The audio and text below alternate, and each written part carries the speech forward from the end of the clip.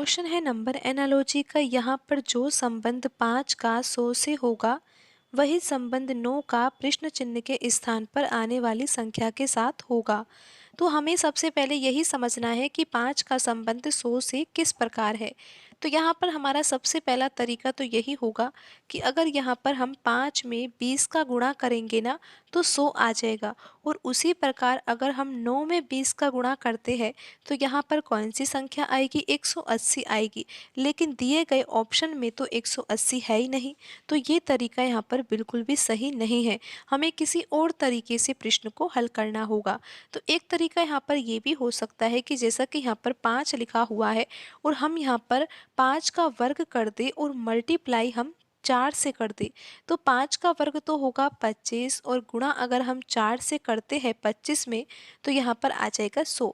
तो इस तरह से भी यहाँ पर 5 के द्वारा 100 आ सकता है। अब यही पैटर्न हम 9 में लगा देते हैं तो हमें करना होगा यहाँ पर 9 का वर्ग और मल्टीप्लाई करना होगा हमें 4 से ही।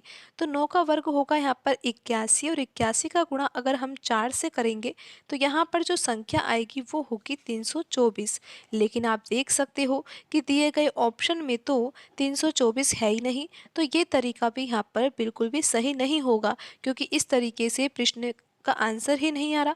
लेकिन 324 यहाँ पर सही आंसर हो सकता था अगर दिए गए ऑप्शन में 324 होता तो, लेकिन नहीं है। तो फिर हमें किसी और तरीके से प्रश्न को हल करना होगा।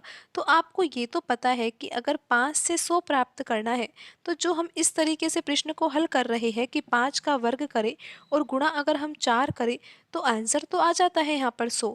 लेकिन फिर यही पैटर्न जब हम 9 में लगाते हैं ना तो आंसर नहीं आता है। तो 5 का वर्ग 25 होता है और 25 का गुणा 4 से करें तो यहाँ पर आ जाएगा 100।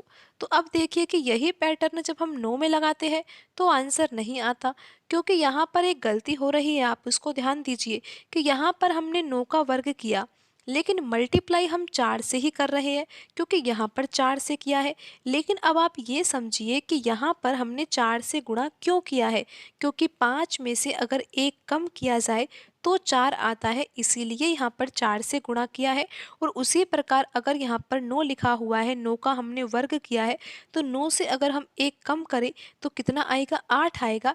तो यहाँ पर हमें 8 का गुणा करना है।